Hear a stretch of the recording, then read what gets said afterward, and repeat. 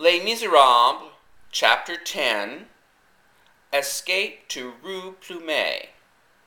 Thénardier was almost upon me when suddenly his wife cried out, "Look at this!" She handed him a balled-up piece of paper. "How did this get here?" asked Thénardier.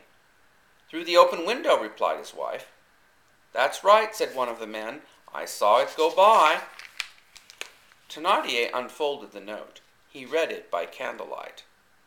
"It's Éponine's handwriting, by God!" he exclaimed. Our daughter writes, "The police are here. We better clear out. We'll leave the mouse in its trap." But the mouse had dashed. I slipped through the window while everyone was busy with the note. I disappeared just as Javert opened the front door. Thénardier and his gang were caught in their own trap. Later I would learn how Marius saved my life. He had gone to the police that afternoon after overhearing Thénardier bragging to his wife about the trap he had set for me, and amazingly Éponine had printed the note for him that very morning to prove that she could write. When it looked as though Thénardier was going to kill me, Marius tossed the note through the hole. I ran to my house on Rue Plumet. The house was protected by a stone wall. Cosette and the housekeeper lived there. I lived in a small cottage in the garden. The next day I was sick with fever from the burn on my arm. Cosette nursed me with care. Every day she brought me food, and every day she read to me. I loved books about travel.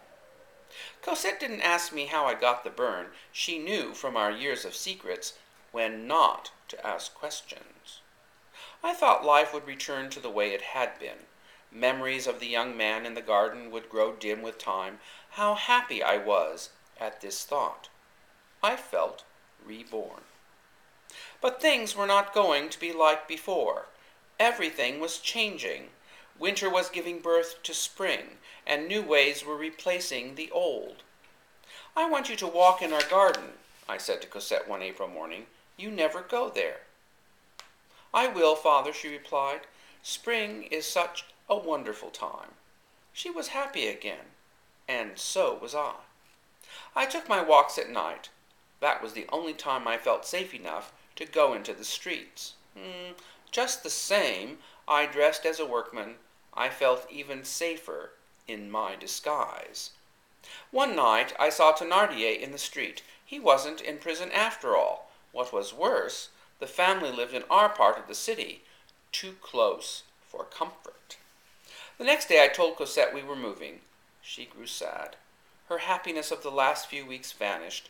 The garden had been good for her, but not for the reason I thought. In the morning I found an address scratched on the stone wall. The letters were fresh. They said, 16 Rue de la Verrerie.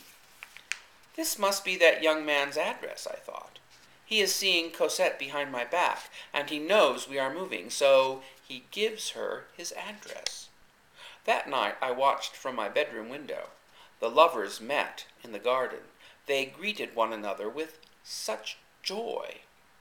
Now I knew why Cosette was so happy. She had been meeting her lover every night. I discovered later that Thénardier's daughter Éponine knew the streets of Paris well. She had found our place and told Marius. We couldn't move somewhere else in the city. We had to leave the country. We would move to England.